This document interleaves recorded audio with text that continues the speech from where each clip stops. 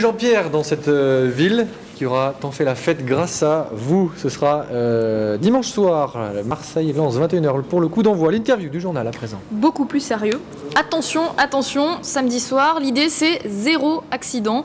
Une nuit sans accrochage de voiture, sans piétons effrayés, sans blessés pour un verre de trop en fin de soirée. Attention également au dispositif policier qui va être déployé à Marseille. Veillez à conserver une attitude irréprochable au volant.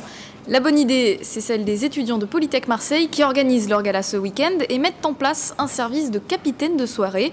Le principe, c'est celui qui boit ne conduit pas. Pour en parler, nous accueillons Florent Teinturier. Vous êtes étudiant à Polytech Marseille. Bonsoir. Oui, étudiant. Merci d'avoir accepté notre invitation. Je vous en prie.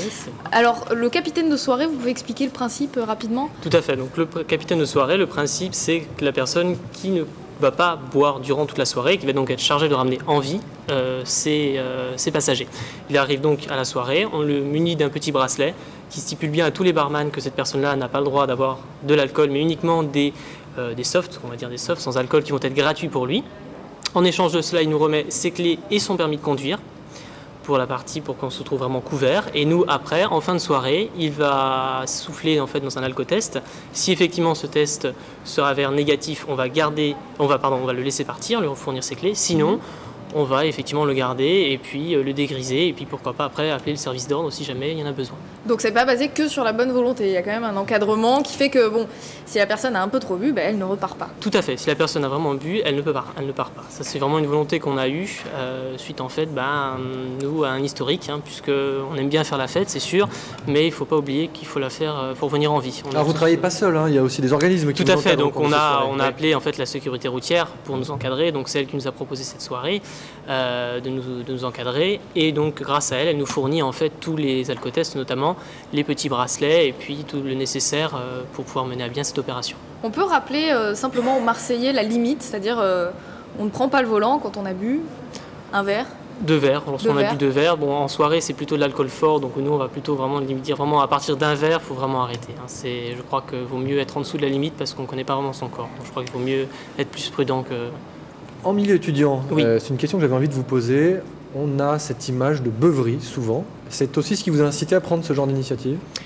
C'est aussi, effectivement. On arrive parfois à voir des choses qui ne sont pas tolérables.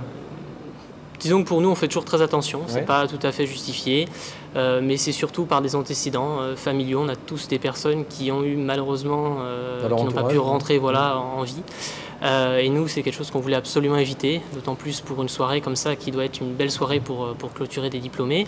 Et donc nous, on voulait vraiment qu'il y ait une responsabilité des conducteurs. C'est pas évident de sensibiliser un public, une population étudiante à ce genre de choses ? Non, c'est pas du tout évident puisque souvent les étudiants n'ont pas vraiment l'habitude, ce sont en plus souvent des jeunes conducteurs, donc c'est vraiment très très problématique. C'est pour ça qu'avec des opérations comme ça, avec la sécurité routière qui nous appuie, on arrive vraiment à faire quelque chose et à avoir vraiment une efficacité. Et ça marche ? Est-ce que le conducteur se déclare vraiment en début de soirée en disant voilà, moi donnez-moi un bracelet, je ne vais pas boire ?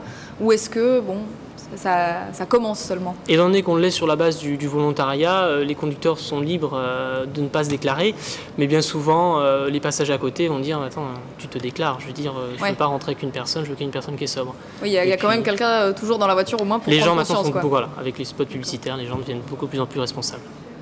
Merci Florent Teinturier. Ça se passera où votre soirée, on peut le rappeler ? Ça se passera au Nautica, à la Pointe Rouge. Très bien, et puis pour toutes les autres soirées étudiantes, les autres soirées étudiantes de l'annne, pensez-y. Il y en a un seul qui ne boit pas, puis les autres peuvent boire, mais tout le monde rentre à bon port, évidemment. Bon week-end. Bon week-end. On se retrouve lundi pour le journal.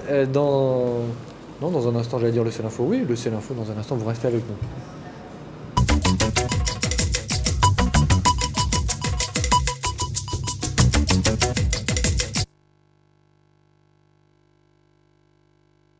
Seconde année. Tout de suite, retrouvons Stéphanie Dumas. En effet, Louis, je suis avec Madame Dupuis, qui